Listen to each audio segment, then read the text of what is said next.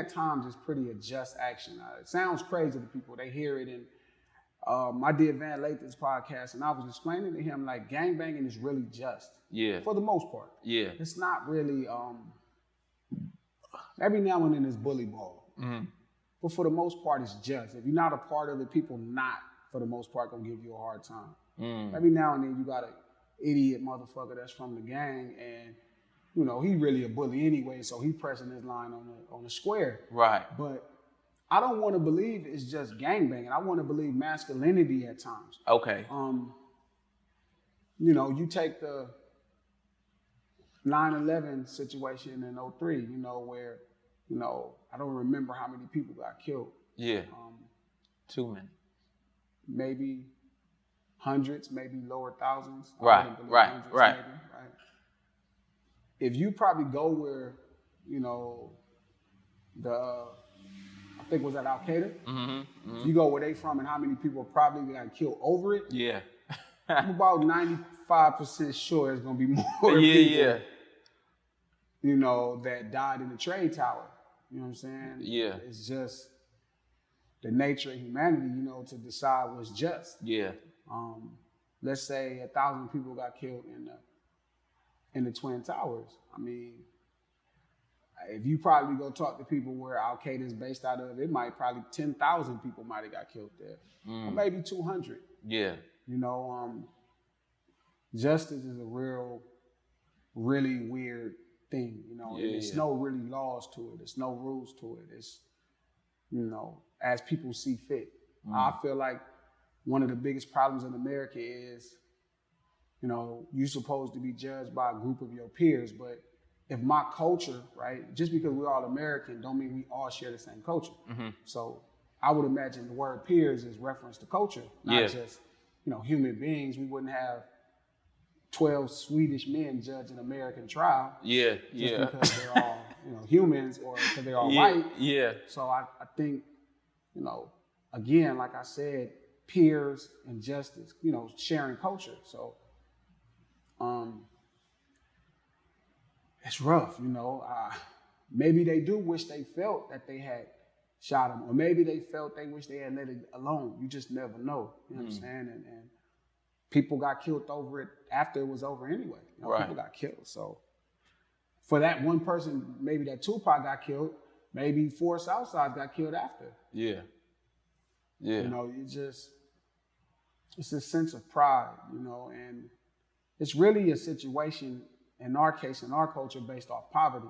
You know, every now and then you got a rich fool, but for the most part, it's gonna be poor people that's just protecting all they have, which is their reputation.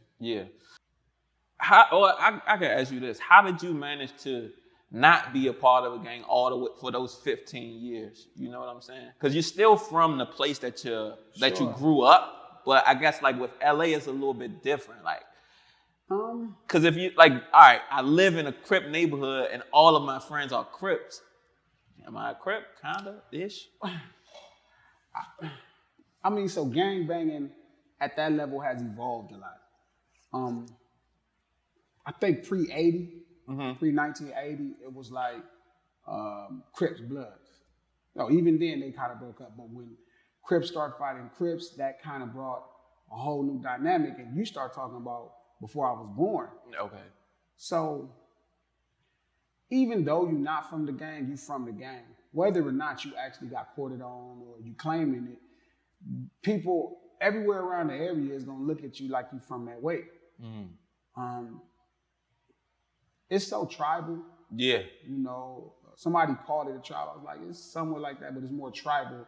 I wouldn't disrespect the tribe. Call it a tribe, but it's tribal. You know what I'm saying? But it's more perimeter. It's like neighborhood based.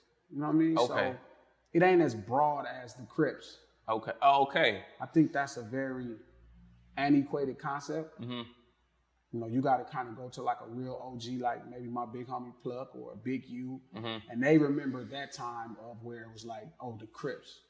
Since I've been alive, it ain't not ever like been the Crips. It's like, I'm from 7th Street, 117th Street, Watts. And we're Crips, but we can be into a beef with the PJs, possibly the PJ Watts Crips. We might have to beef with the Mona Park Compton Crips.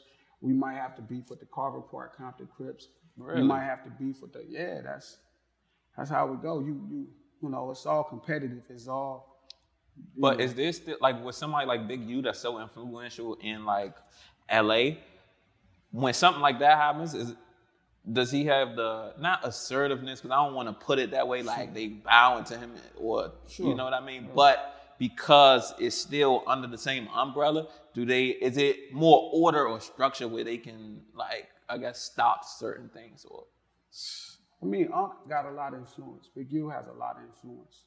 Can he stop a full-fledged gang war between his homies and other people? I would imagine he can make it not go. I would imagine he could slow it down. Okay. If he couldn't bring it to a full-fledged stop, I would imagine Unc could slow it down. But if somebody get killed, you know what I'm saying? It ain't hard to come back from.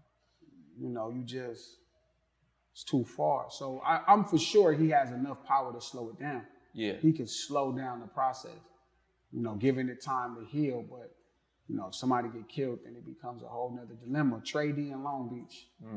I mean, can he stop a gang war between the 20s and the Insanes that's been going on for like 20, 30 years? I'm sure he could begin to broker, you know, the correct kind of peace, which the East Side has represented. The East Side has represented that kind of peace. I would imagine Trey D could have some impact. Big Hans from Great.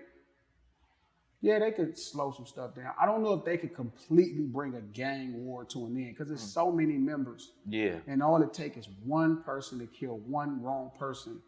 And, you know, one person represents everybody. Gotcha. You know what I mean? So,